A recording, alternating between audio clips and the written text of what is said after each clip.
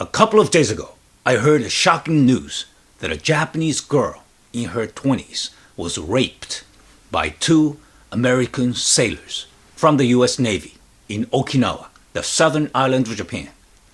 The two alleged criminals have been identified as Christopher Browning and Skylar Dozier Walker, and as a Japanese citizen, I strongly condemn this repulsive act as reprehensible, despicable, and totally unacceptable.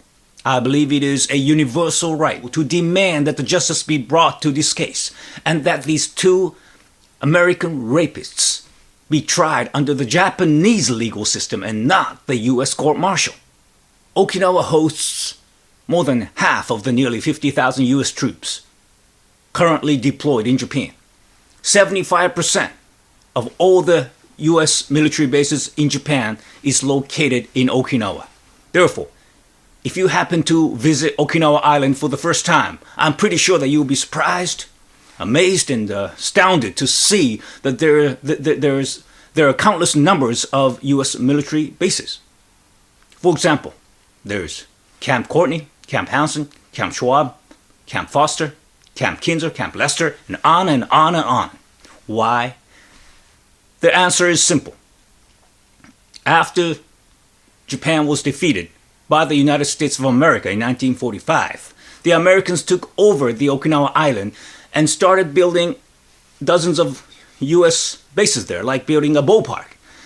And furthermore, what's worse, the current Japanese Constitution, which was virtually written by Douglas MacArthur after the Japanese surrender in 1945, it goes like this. This is the Article 9 of the Constitution. Aspiring sincerely to an international peace based on justice and order, the Japanese people forever renounce war as a sovereign right of the nation, and the threat or use of force as means of settling international disputes. To accomplish the aim of the preceding paragraph, land, sea, and air forces, as well as other war potentials, will never be maintained. The right of belligerency of state will not be acknowledged. So, as you've just heard, the current Japanese so-called the pacifist constitution, as the Western media somehow calls it today, is nothing but a Monty Python British joke, ladies and gentlemen, which simply denies a sovereign right given to any modern civilized nation, which is to possess its own military forces in order to protect its own citizens. I mean, how can you simply define the last sentence of this Japanese so-called the pacifist constitution? It says, the right of belligerency of state will not be acknowledged? I mean, beg your pardon, ladies and gentlemen. In your country, I'm pretty sure that the land, sea, and air forces is legal. It's legally maintained in your country. In Japan, it's not.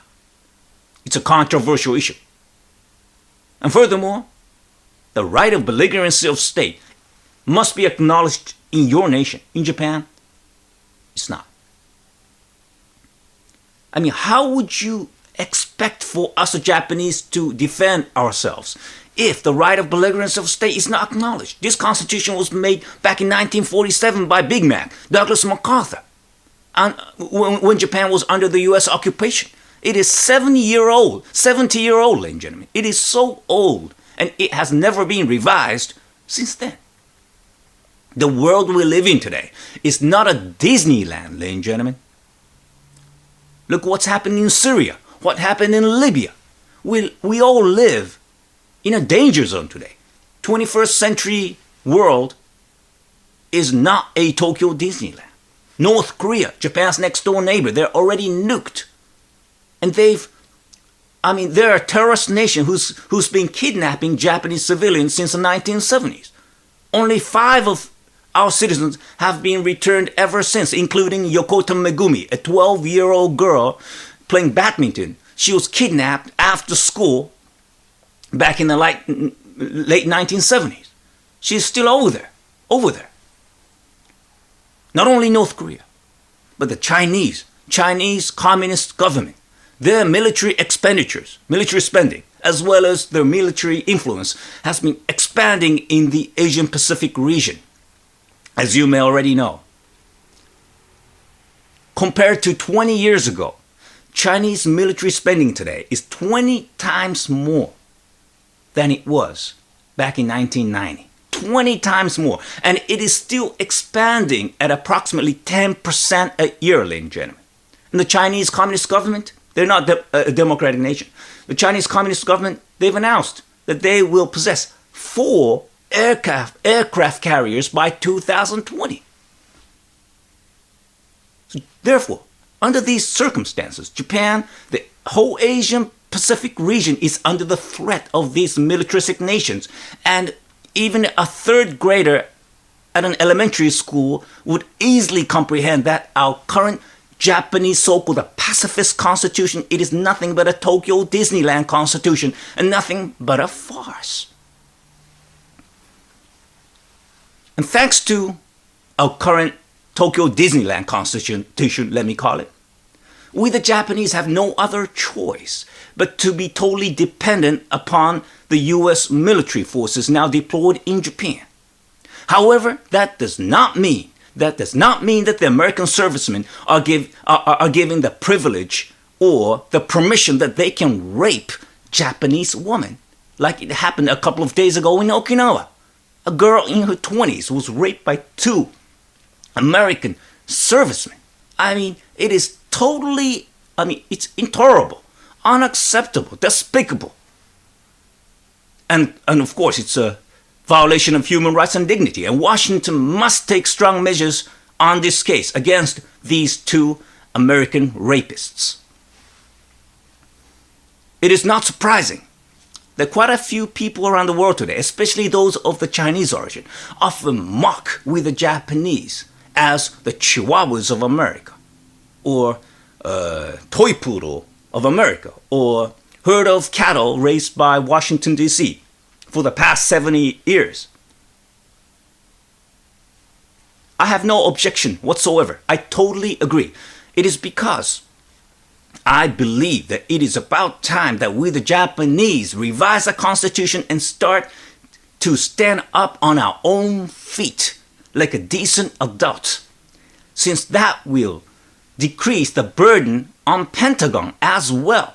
For the next 10 years, the United States, they've announced that their military budget will be cut for the next 10 years because of the financial crisis since the Lehman shock in America. They're in a deep economic crisis. I mean, the whole world is, but especially America. When the American military expenditure will go down and the Chinese military expenditures will go up, Japan right in between, we have to strengthen our military presence and legalize that we possess land, sea, and air forces, as well as the right of belligerence of state. I mean, it is natural to think that way. Don't you think so? That is why I am saying that it is about time that we revise this Tokyo Disneyland Constitution for the first time in nearly 70 years. Don't take me wrong. I am not anti-American. I thank the American troops for being here. Otherwise, we'll be invaded by Beijing. But as I've repeatedly said, it does not mean that they can rape our women. It is a totally different matter.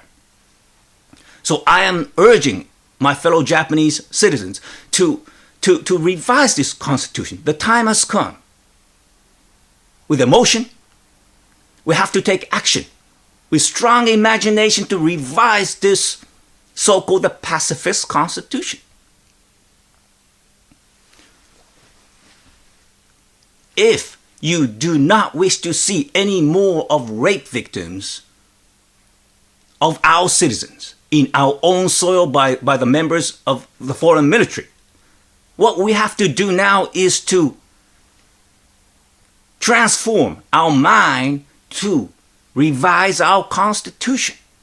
And that will definitely bring a transformation and peace and stability within the Asian Pacific region now under the Chinese military threat. If you don't believe me that the Asian region is under the Chinese military threat, just go and ask the Filipinos, the Vietnamese. They will tell you. They'll tell you what's going on in Spratlys, the Paracel Islands, the Scarborough. They've all all been invaded by the Chinese since the 1970s. That is why Senkaku Islands, close to Okinawa today, it is now currently under the military threat of the Chinese Beijing military forces. Ladies and gentlemen, please be notified that China, they don't play by the same rules. They are the masters of creating counterfeit goods. And they never hesitate to violate our intellectual properties. You know that. They create their own rules. They violate international rules, both economically and militarily. In 1992, the Chinese government, they created this law which enables that the Chinese government, any territory in which the Chinese Beijing government announces is theirs, is theirs. In order, if the Chinese government says, oh, this island is ours, it is theirs. And in order to gain that territory, they will do anything possible. I mean, this is totally ridiculous. It's a violation of international law. And that and to implement that law, the Chinese government, they've announced that they will possess 4 aircraft carriers by 2020 in order to get all the natural resources and gas and fishery rights and everything like that. I repeat, China, I have Chinese friends. They're nice people as an individual. But as a nation, they are not a democratic nation. They're communists. They have no human rights, freedom of speech. Just go and ask Mr. Richard Gere or the Tibetan people, Dalai Lama, the Uyghurs, the Mongolians, everybody around there. They don't play by our same rules. Japan, the United States, England, Australia, Philippines, we are all democratic nations, ladies and gentlemen. Please don't be mistaken on that part. So lastly, I'd like to close this speech by speaking directly to my fellow Japanese citizens that we cannot remain as defenseless people under the mercy of ruthless military forces of our militaristic neighbors.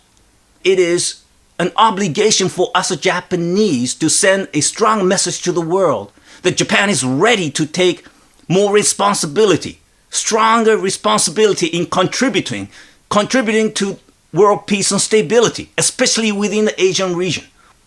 The world today needs a stronger Japan. Thank you very much.